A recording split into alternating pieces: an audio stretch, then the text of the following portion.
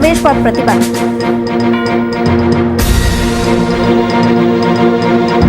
लालू को बाहर निकालने के लिए करना हुआ इंतजार। कोरोना के कारण 25 अप्रैल तक अदालत से दूर है वकील। बिना बेल वारंट भरे आरजेडी सुप्रीमो नहीं आ सकते बाहर। कांग्रेस अध्यक्ष रामेश्वर उरांव ने की प्रेस कॉन्फ्रेंस। प्रदेश कार्यालय में कंट्रोल रूम बनाने की कही बात। कंट्रोल रूम में होंगी डॉक्टरों की टीम।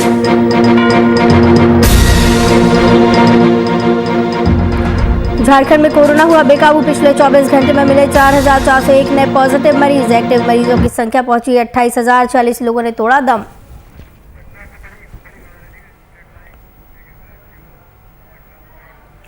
वीआईपी न्यूज में आपका स्वागत है। आपके साथ मैं हूं आस्था श्रीवास्तव। इस वक्त की बड़ी खबर पटना से आ रही है टीवी स्क्रीन पर। बड़ी खबर इस वक्त की पटना से, जहां पर बिहार में लगातार कोरोना का प्रकोप बढ़ता जा रहा है और इसी के चलते भयावह स्थिति पटना में देखने को मिल रही है। प्रदेश में बात की जाए 24 घंटे की तो 10,455 नए पॉजिटिव मामले सामने आए हैं। बीपीएससी ने ऑडिटर का एग्जाम रद्द कर दिया है। तमाम शिक्षण संस्थानों पर प्रतिबंध लगा दिया गया था और अब परीक्षाएं भी कैंसिल की जा रही है। एनएमसीएच मानवाधिकार आयोग की टीम पहुंची है।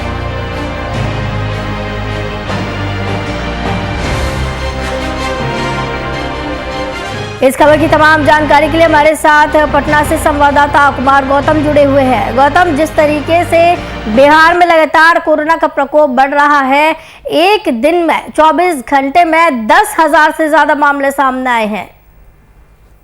बिल्कुल बेहद चिंता की बात है कि 10,000 से ज्यादा आंकड़े एक दिन में आए हैं और ये सारे रिकॉर्ड को तोड़ चुका है। अब तक कोरोना का जो कहर रहा है वो सारे रिकॉर्ड को तोड़ चुका है और सबसे ज्यादा दिक्कतें राजधानी पटना की है, जहां पटना में 2,000 से ज्यादा आंकड़े हैं और उसके बाद भागलपुर जिला सबसे बड़ा जिला है।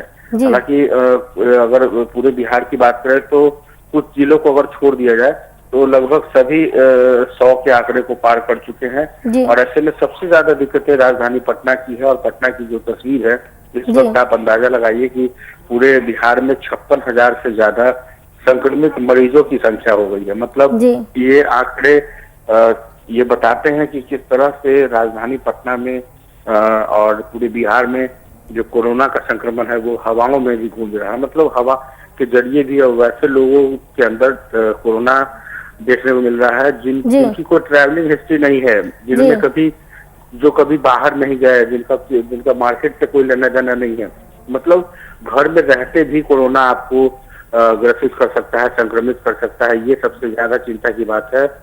और ये जैसा कि सरकार की तरफ से गाइडलाइन भी दिया गया है, हालांकि 2 दिन से गाइडलाइन का पालन किया जा रहा है। रात 9 बजे से लेकर सुबह के वक्त तक कर्फ्यू रहती है, लेकिन सिर्फ कर्फ्यू से काम नहीं चलेगा। जो हालात हैं वो बहुत अच्छे नहीं है बिहार के लिए। बहुत ही भयावह स्थिति है बिहार की इस वक्त और ऐसे में सरकार ने जो लॉकडाउन का फैसला नहीं किया है तो कहीं ना कहीं सरकार कोई कड़ा पहल नहीं करना चाहती। वो नहीं चाहती कि बाद में लॉकडाउन को लेकर के किरकिरी हो। लेकिन जिस तरह से प्रधानमंत्री ने संबोधन किया और संबोधन के साथ ही लोगों से मुखातिब हुए, उन्होंने भी कई दिशा निर्देश दिए हैं, लेकिन इस दिशा निर्देश का असर भी होता हुआ नहीं दिख रहा है क्योंकि कोरोना फेज 1 का दौर कुछ और था। जी बिल्कुल गौतम जी, जिस तरीके से भयावह स्थिति बनती जा रही है, जिस तरीके से आंकड़े बढ़ते जा रहे हैं, बेहद ही डरावने आंकड़े ये देखने को मिल रहा है। देखने वाली बात यह है कि अब तक अगर ये देखा जाए तो सबसे ज्यादा आंकड़े देखने को मिले हैं बिहार में। बिल्कुल, जिस तरह से आंकड़े बढ़ रहे हैं उस आंकड़े के हिसाब से इस बात का अंदाजा लगाया जा सकता है कि क्या हालात हैं इन दिनों बिहार के। और बिहार की फिजाओं में कोरोना का जो कहर है वो आम लोगों को न सिर्फ संक्रमित कर रहा है बल्कि उनके दम घुटने जैसे हालात है। ऑक्सीजन की कमी है, वेंटिलेटर की कमी है और अब तो कालाबाजारी जिस तरह से जो दवाइयों की हो रही है उसको लेकर के भी अब जो विपक्षी दल है वो सरकार के ऊपर सवाल खड़े कर रहे हैं। आप देखिए जो वर्तमान ताजा स्थिति है, 56,000 से ज्यादा आंकड़े पिछले 24 घंटे तक की है और आप अंदाजा लगाइए कि जहां 100 बेड 200 बेड या बहुत होगा तो 250 बेड की कैपेसिटी है अस्पतालों में। और 10 कल प्राइवेट अस्पतालों को भी शामिल किया गया है। लेकिन अब व्यवस्थाएं इस तरीके से अव्यवस्थित हो जाएगी, ये अब सरकार के लिए चुनौती है। सरकार ने पिछले 1 साल से में सबक नहीं लिया। जहां कहीं भी कोरोना को लेकर हॉस्पिटल की व्यवस्था करनी थी, वहां व्यवस्थाएं नहीं हो पाई। जी बिल्कुल गौतम जी, बिल्कुल सही कहा कि 1 साल से जब ये कोरोना महामारी चल रही थी, जब ये शुरू हुई थी, सरकार ने अभी तक कोई सबक नहीं लिया है। जिस तरीके से आंकड़े बढ़े थे, सरकार ने 2020 में भी ऐसा कोई पहल नहीं की है उसके बाद कि आगे के लिए सरकार तैयार हो जाए, तभी ये स्थिति आज देखने को मिल रही है।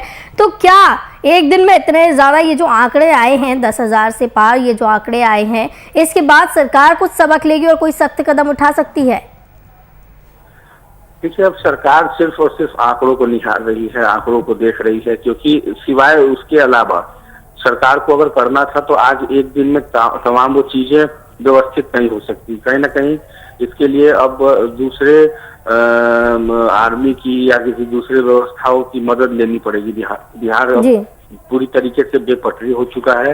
जो स्थितियां हैं, जो टेस्टिंग के रिपोर्ट आ रहे हैं, जितनी तादाद में टेस्टिंग हो रही है, इसके अलावा भी जो सिस्टम है वो कहीं ना कहीं फेलियर होता दिख रहा है। जैसे कि हम आपको उदाहरण के तौर पे बताना चाहेंगे कि वर्तमान में जो लोग जैसे बाहर से आ रहे हैं ट्रेनों के जरिए, जैसा मुख्यमंत्री ने अपील की है कि जल्द से जल्द जो लोग हैं वो आ जाए, तो अब आने का सिलसिला लगातार जारी है। और मुख्यमंत्री के निर्देश के बाद, या यूं कहें कि मुख्यमंत्री के नसीहत के बाद, लोग और भी तेजी से आ रहे हैं। जी गौतम जी, क्या ये सरकार की तरफ से संदेश दिए जा रहे हैं, संकेत दिए जा रहे हैं कि पहले सभी लोग जो भी बाहर है वो वापस आ जाएंगे बिहार, उसके बाद बंद किया जाएगा? जब तक कोई वापस घर नहीं आ जाता, यदि 1% भी लोग छूट जाते हैं, जब तक वो लोग भी वापस नहीं आ जाते हैं, तब तक लॉकडाउन नहीं लगाया जाएगा? सर, किसी आने का सिलसिला कभी थमेगा नहीं, ये आप मान के चलिए।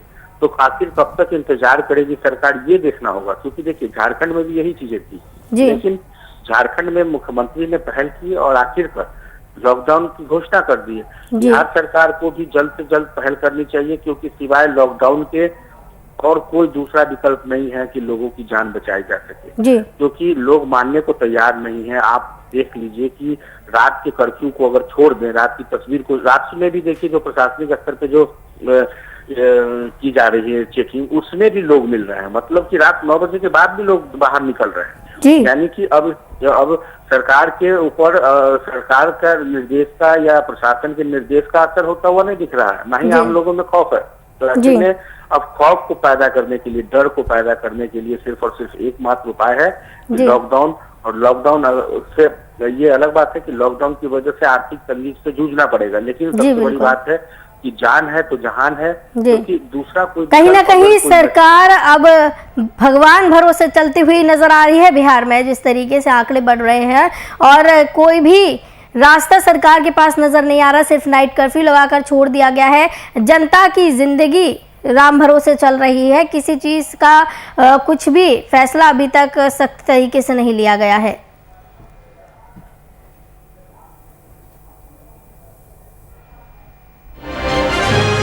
बहुत बहुत धन्यवाद कुमार गौतम, हमारे साथ जुड़े थे इस खबर की तमाम जानकारी के लिए। तो आपको बता दें कि लगातार बिहार में कोरोना बढ़ता जा रहा है और 10,000 से पार इस बार मरीज सामने आए हैं एक दिन के अंदर। इसी के चलते परीक्षाएं रद्द की गई। MMCH मानवाधिकार आयोग की टीम पहुंची है। बाढ़ NTPC के 29 कर्मचारी और 35 परिजन पॉजिटिव निकले हैं।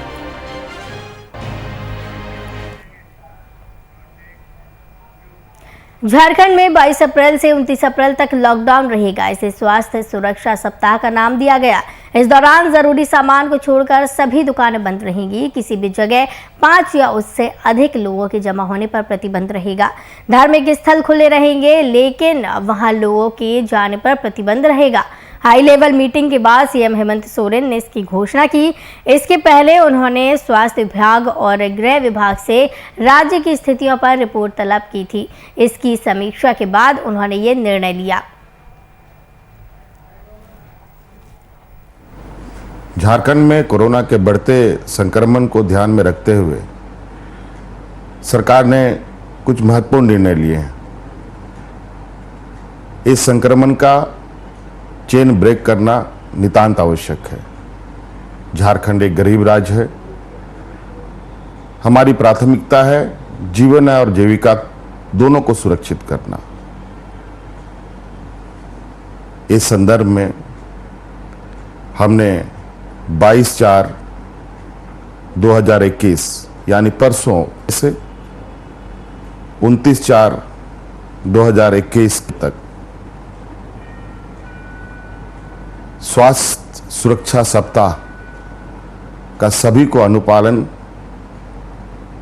करने का निर्णय लिया है और मुझे पूरा विश्वास है इस स्वास्थ्य सुरक्षा सप्ताह के माध्यम से हम कोविड-19 के चेन को ब्रेक करने में सफल होंगे। इस स्वास्थ्य सुरक्षा सप्ताह में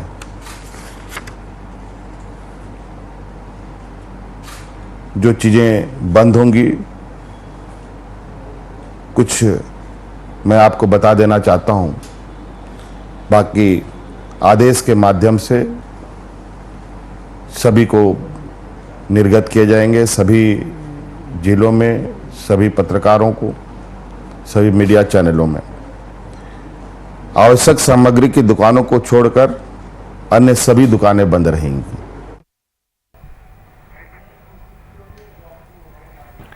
तो झारखंड सरकार ने कड़े फैसले लेते हुए लॉकडाउन लगा दिया है। धार्मिक स्थलों पर प्रवेश पर प्रतिबंध लगा दिया गया है। सिर्फ ज़रूरी सामान छोड़ सारी दुकानें बंद रहेंगी। एक जगह 5 लोग जमा नहीं हो सकेंगे।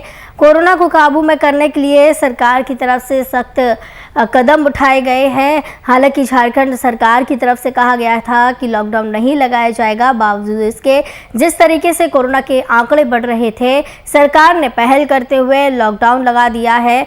22 से 29 अप्रैल तक ये लॉकडाउन लगाया गया है।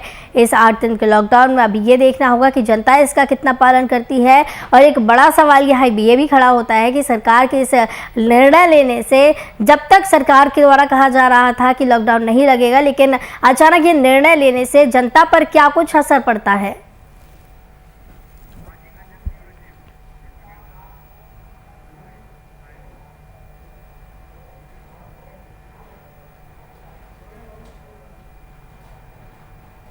सुरक्षा सप्ताह इसका नाम दिया गया है और इस सप्ताह के माध्यम से सरकार जो है वो एक प्रयोग कर रही है। एक तरह से कहें, सरकार ये देखना चाहती है कि बहुत कुछ पैनिक की स्थिति भी ना बनाते हुए कैसे तमाम चीजों को संभालते हुए क्या आंकड़े को, जो लगातार संक्रमण के आंकड़े बढ़ रहे हैं, उसको कम किया जा सकता है।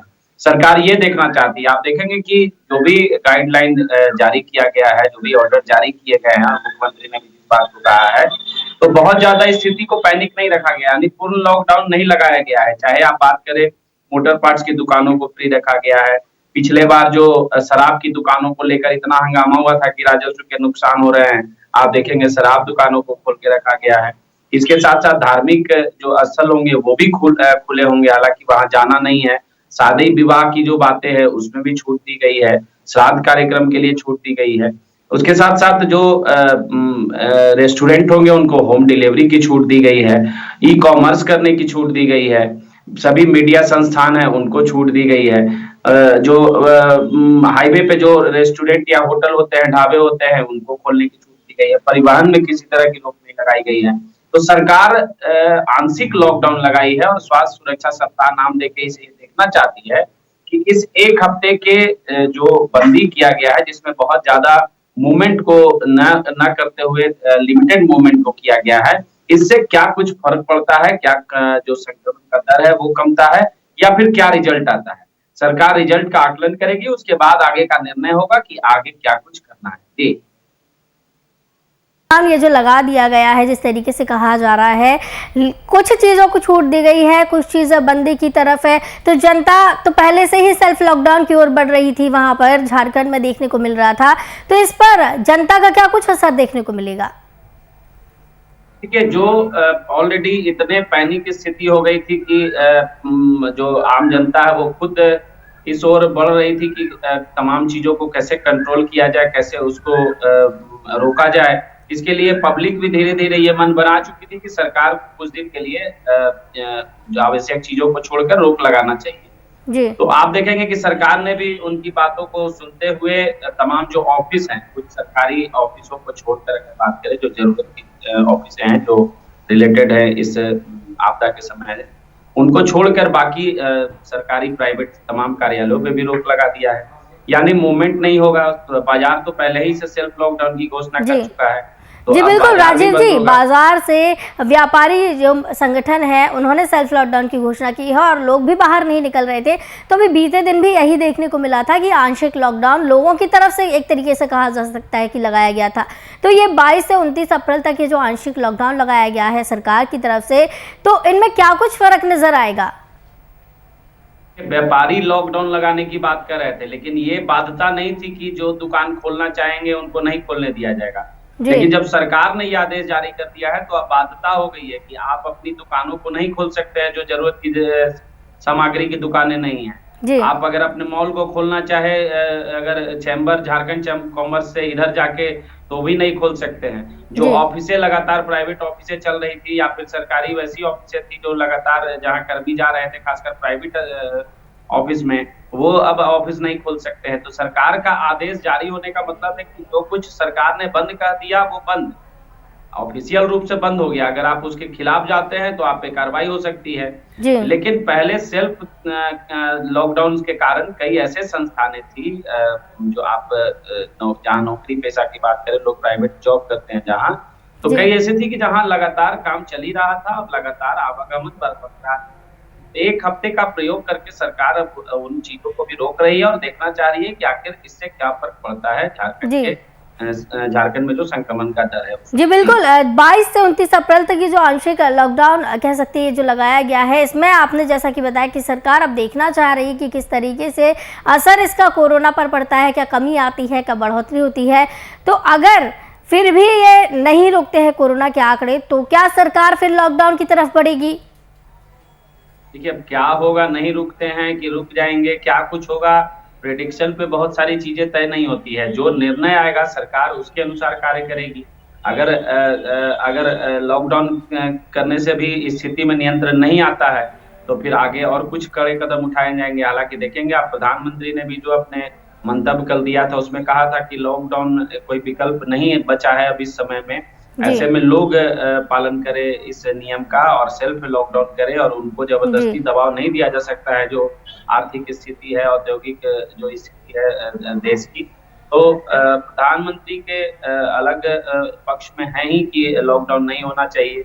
इधर मुख्यमंत्री ने भी एक आंशिक प्रयोग करने की बात कही है। अब अगर इसके बाद भी स्थिति में सुधार नहीं होगा तो आगे देखने वाली बात होगी क्या कुछ निर्णय होता है। जी राजीव जी, कई ऐसी जगहों से ऐसी तस्वीरें सामने आई थी, बेहद डरावनी वाली तस्वीरें सामने आई थी कि मृतक के शव को अंतिम संस्कार के लिए ले जाते समय या शव यात्रा के लिए कोई वाहन उपलब्ध नहीं हो पाता है या फिर सम्मान नहीं मिल पाता, सम्मान से नहीं ले जा सकते हैं। तो क्या झारखंड में भी ऐसे को देखने को मिला है ऐसा कुछ?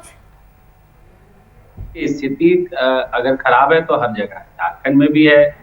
अब उसका एक सबसे बड़ा कारण ये भी है कि बहुत ज्यादा इस मामले को पैनिक कर दिया गया, और खासकर कुछ मीडिया हाउसेस ऐसे हैं जो इस तरह की स्थिति को पैनिक करने में उनकी भी भूमिका है। आप कुछ सोशल साइट पे देखेंगे किस तरह की को पैनिक करने में उनकी भूमिका है। पहले भी मौतें होती थी, अंतर सिर्फ ये हो रहा है कि पहले जहाँ मौतें होती थी झारखंड में, लोग मान ले रांची में कुछ लोग मरे तो उनके परिजन उनके शवों को अपने अपने स्थान पे ले जाते थे। लेकिन कोरोना के चलते ये स्थिति हो गई है कि अब उनके सब अगर रांची में मर रहे हैं तो रांची में ही उनका दाह संस्कार होगा, और उसके लिए भी कुछ घाट निर्धारित किए गए। तो स्वाभाविक है कि उन घाटों पे पूरे रांची से अगर सब जाएंगे विभिन्न अस्पतालों से, प्राइवेट सरकारी से, तो भीड़ बढ़ेगा ही। हालांकि जो अब लगातार स्थिति पैनिक करने का ही नतीजा है कि अब एम्बुलेंस वाले लूट मचाए हुए हैं। आप देखेंगे कि सबों के लिए लंबा इंतजार करना पड़ रहा है। सिस्टम जब डेवलप हो जाएगा तो ना इंतजार करना पड़ेगा, ना लूटमार होगा। एक सिस्टम डेवलप करने की जरूरत है और इस स्थिति को पैनिक होने से बचाने की जरूरत है, ताकि लोगों के अंदर एक पॉजिटिविटी भरा जाए। अभी लोग इतने डरे हुए हैं कि थोड़ी सी भी अगर सर्दी खांसी जुकाम हो रही है तो वो तुरंत दौड़कर हॉस्पिटल खोजने लग रहे हैं। जी बिल्कुल। तो ऐसी स्थिति से बचाने की हमारी भी जिम्मेवारी है कि आप बताएं कि 99.9% जो कोरोना के पेशेंट हैं वो अपने घरों पे ही ठीक हो सकते हैं। थोड़ी सी प्रिकॉशन लेके वो अपना बचाव कर सकते हैं, उन्हें अस्पताल जाने की जरूरत नहीं है और उन्हें बहुत ज्यादा पैनिक होने की जरूरत जी। नहीं। जी जी बिल्कुल, बेहद डरावनी स्थिति बनी हुई है, लोगों में कोरोना को लेकर डर का माहौल एक बना हुआ है। जिस तरीके से आंकड़े बढ़ रहे हैं, लोगों की मौत हो रही है, तो कहीं ना कहीं लोग डर के साए में रह रहे हैं अभी। और जिस तरीके से ये आंशिक लॉकडाउन लगाया गया है, लोगों की कम गतिविधियां होंगी, तो कहीं ना कहीं सरकार की तरफ से एक अच्छी पहल की गई है। जी बिल्कुल अच्छी पहल की गई है, क्योंकि सरकार एक प्रयोग करके देखना चाहती है और आम जनता पे कोई दबाव भी नहीं देना चाहती है। तो इसे जी। सरकार का प्रयोग ही कहेंगे। अब देखना है कि ये प्रयोग कितना सफल होता है। जी। मुख्यमंत्री ने इस दिशा में एक अच्छा कदम उठाया है और लगातार राजनीतिक दलों के लोग भी ये मांग कर रहे थे, आम पब्लिक भी एक तरह से उनका मन में ये आ चुका था कि कुछ दिनों का रोक लगना चाहिए। जी। तो अब सरकार ने रोक लगा दिया है। अब आम जनता इससे ज्यादा पालन करे, घरों से ना निकले और जरूरी जो सामान है, मुख्यमंत्री ने ये भी आग्रह किया है और ये भी एक निर्णय आया है कि आप ज्यादा से ज्यादा ऑनलाइन खरीदारी करें, यानी होम डिलीवरी। जी राजीव जी, इस दौरान जिस तरीके से सामने आई है बात की ऑनलाइन खरीदारी ज्यादा करे और जो है ऑफलाइन कम करे, तो इसमें लोगों के बीच में जागरूकता कितनी देखने को मिल रही है? कितना जो ऑफलाइन सिस्टम है वो कम होता हुआ नज़र आ रहा है? क्योंकि ज़्यादातर देखने को मिल रहा है कि ऑफलाइन जब खरीदारी करते हैं, बाहर निकलते हैं, तभी कोरोना जो है एक दूसरे के संपर्क में आने से बढ़ता है। देखिए, लोग धीरे धीरे अब ऑनलाइन की ओर, बाजार तो बढ़ ही रहा है। अब सरकार का निर्णय जो है वो 22 यानी कल से लागू हो रहा है, लेकिन उसके पहले भी आप देखेंगे कि ऑनलाइन जो खरीदारी का प्रचलन है वो बढ़ ही रहा है। लोग अब धीरे धीरे बहुत ज्यादा बाजार जाके सामान न घर पे ही सामान मंगा रहे हैं। जैसे कंपनियां हैं जो घर पे होम डिलीवरी की सुविधा दे रही है, राशन की सामान हो या फिर तमाम जो तरह के सामान है उनको होम डिलीवरी दिया जा रहा है। तो सरकार भी ये आग्रह कर रही है कि आगे आप इसको और बढ़ा लें, यानी आप छोटी छोटी चीजों को भी, जो दुकान जाते हैं तो एक लिस्ट बना लें और घर पे ही मंगा लें, ताकि आपको बाहर ना जाना पड़े। बहुत ज्यादा जी बिल्कुल राजीव जी, सरकार की तरफ से एक काफ़ी अच्छी पहल की गई है। 22 से 29 अप्रैल तक जो है लॉकडाउन लगाया गया है। कहीं ना कहीं जनता की तरफ से, विपक्ष की तरफ से भी मांग की जा रही थी कि कुछ हफ्ते का, एक हफ्ते का लॉकडाउन लगा दिया जाए ताकि गतिविधियों में थोड़ी कमी देखने को मिले। बहुत बहुत धन्यवाद ब्यूरो चीफ राजीव रंजन हमारे साथ जुड़े थे इस खबर की तमाम जानकारी के लिए। वीआईपी न्यूज़ के बुलेटिन में फिलहाल इतना ही। मुझे दीजिए इजाज़त। नमस्कार।